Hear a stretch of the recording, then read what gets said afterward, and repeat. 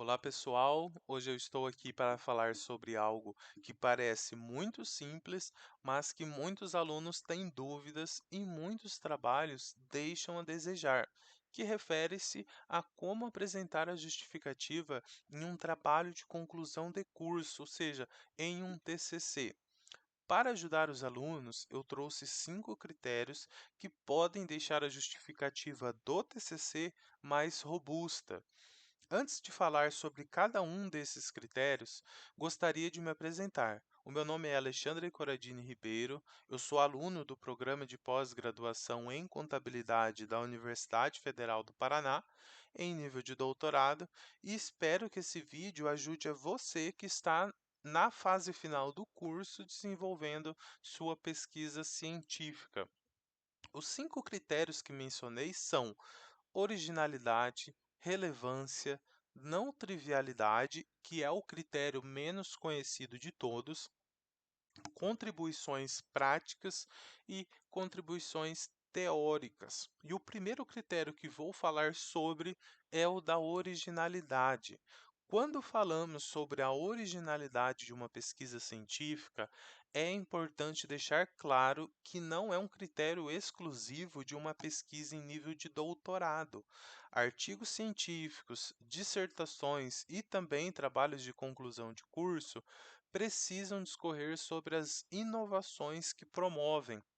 Então, nós, enquanto pesquisadores, devemos observar algumas características. Essas características devem conter algo de novo em relação a trabalhos anteriores, como interpretação, metodologia, método, hipótese, tema, resultado, dados, testes, objetivos, dentre outras características. Para ficar mais claro, trouxe um exemplo de uma pesquisa em nível de pós-graduação defendida neste ano de 2022. A pesquisa buscou analisar a relação existente entre os traços de personalidade do Darktraid e a busca por representações de poder simbólico em agentes participantes do campo científico brasileiro da área de negócios. A autora escreve da seguinte maneira: em termos da originalidade, menciona-se inicialmente o uso da temática relacionada ao poder e do desenvolvimento de um instrumento relacionado à medição desta variável, que pode contribuir para o entendimento das relações que envolvem a dinâmica das atividades na pós-graduação. Além disso, destaca-se o uso da temática do Darktraid na área de negócios, considerado um tema inovador, sobretudo na área de contabilidade, e com potencial para contribuições ao desenvolvimento do ambiente acadêmico brasileiro. Assim, a pesquisa em questão inova quanto ao uso da temática na área de negócios, especificamente na área de contabilidade, e também no que se refere ao desenvolvimento de um instrumento relacionado à medição da variável poder. O segundo critério é o critério da relevância. A melhor maneira de entendermos a relevância de uma pesquisa científica é compreendermos o impacto causado por ela. Assim, para discorrer sobre a relevância da nossa pesquisa, devemos fazer alguns questionamentos, como: qual a lacuna que nossa pesquisa preenche e por quais motivos essa lacuna deve ser preenchida? O que muda após o desenvolvimento do nosso estudo, em termos teóricos e também em termos práticos? Devemos, então, demonstrar a importância do nosso estudo. Para ficar mais claro, trouxe um trecho de um artigo publicado no ano de 2020 que objetiva analisar a relação entre o fenômeno impostor e o comportamento acadêmico dos pós-graduandos, stricto sensu, dos cursos da área de negócios. Os autores discorrem sobre o critério da seguinte maneira: a pesquisa justifica-se na medida em que o mercado de trabalho valoriza e deseja diferentes características que possam promover o desempenho organizacional. Entre esses anseios, tem-se atitudes voluntárias positivas que caracterizam comportamentos cidadãos. Preparar os profissionais da área de negócios e incentivar o seu engajamento em atitudes positivas podem auxiliar no desempenho acadêmico presente e colaborar para o sucesso profissional desses discentes, além de alinhar as competências desenvolvidas na universidade com o desejado pelo mercado profissional. O terceiro critério é o critério de não trivialidade, e este é comumente visualizado nas pesquisas em nível de pós-graduação. Contudo, pode deixar o seu TCC ou artigo científico mais robusto. Para melhor compreendê-lo, é importante termos em mente, primeiro, a definição de trivial. Então, trivial refere-se a algo comum, sem importância ou também sem valor. Quando direcionado à academia, tem-se uma discussão científica sem originalidade ou também sem relevância.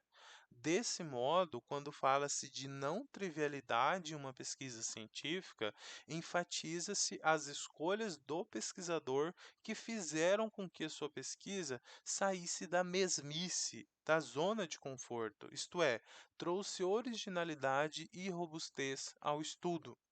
O exemplo que eu trouxe é de uma tese defendida em 2019 que tinha o objetivo de investigar como a interação da colaboração interprofissional e a formalidade dos controles gerenciais reflete na identidade social e na satisfação do trabalho dos profissionais em um ambiente complexo.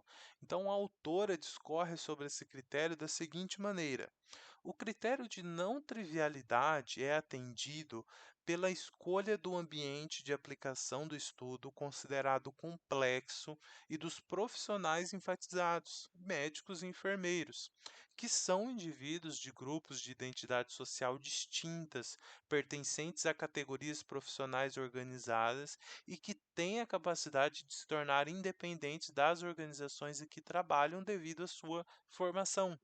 Por isso, buscar entender como a identidade de equipe multiprofissional dos profissionais pode se tornar saliente auxiliará os gestores desta área a promover maior integração da equipe e, com isso, melhores resultados para os próprios indivíduos, para a organização e, especialmente, aos pacientes.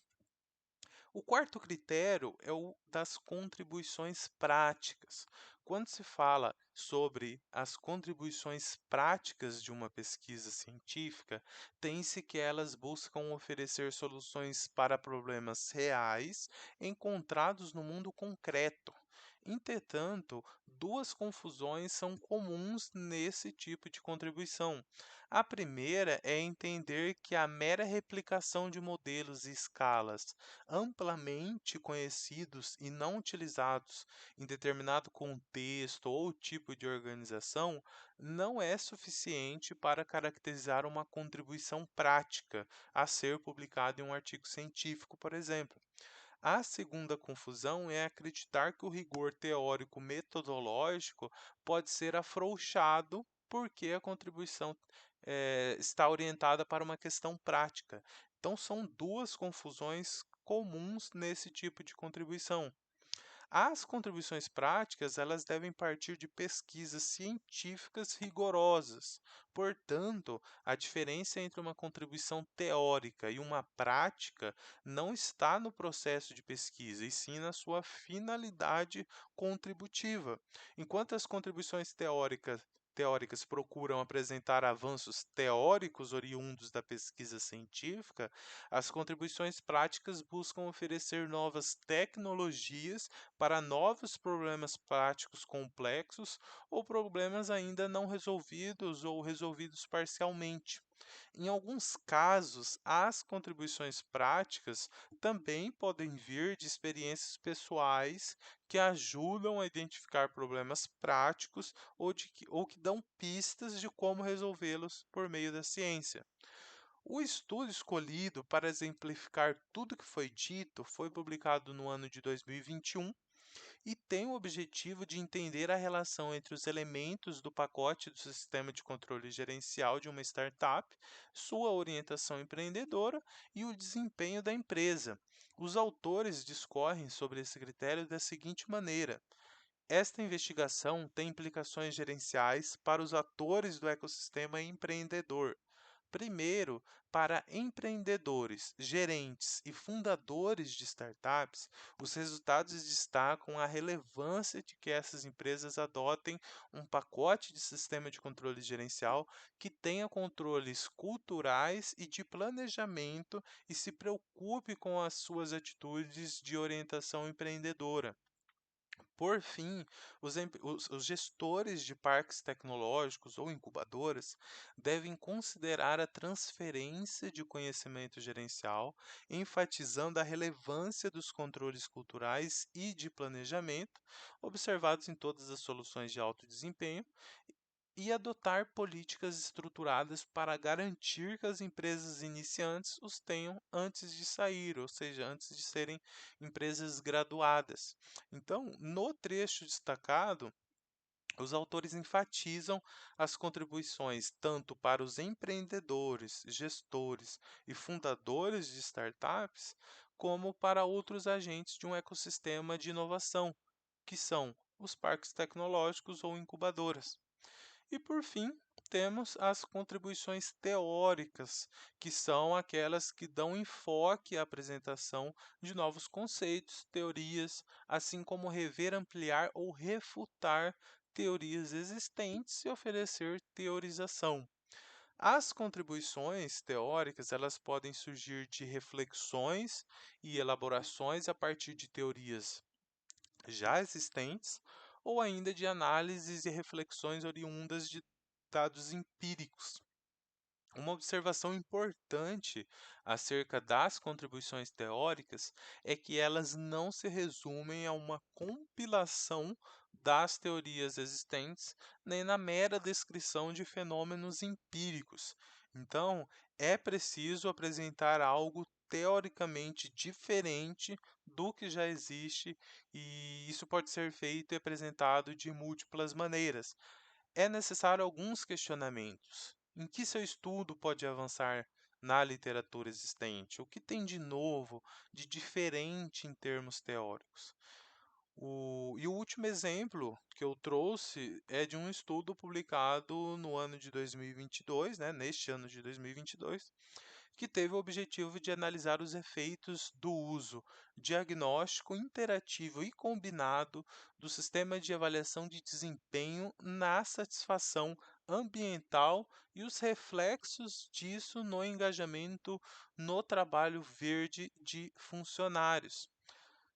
Os autores discorrem sobre este critério da seguinte maneira: para o contexto teórico, três são as principais implicações. Primeiro, ao explorar o papel dos sistemas de controle gerencial em comportamentos sustentáveis individuais, em vez de organizações, assim agregando evidências sobre o uso de sistemas de controle gerencial para direcionar comportamentos ambientalmente sustentáveis dos funcionários.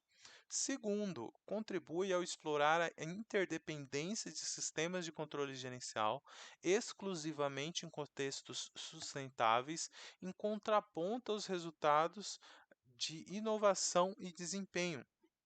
Isso atende à chamada recente de Bedford de 2020, do estudo de 2020, para explorar a interdependência e a combinação de controles gerenciais sob novas circunstâncias.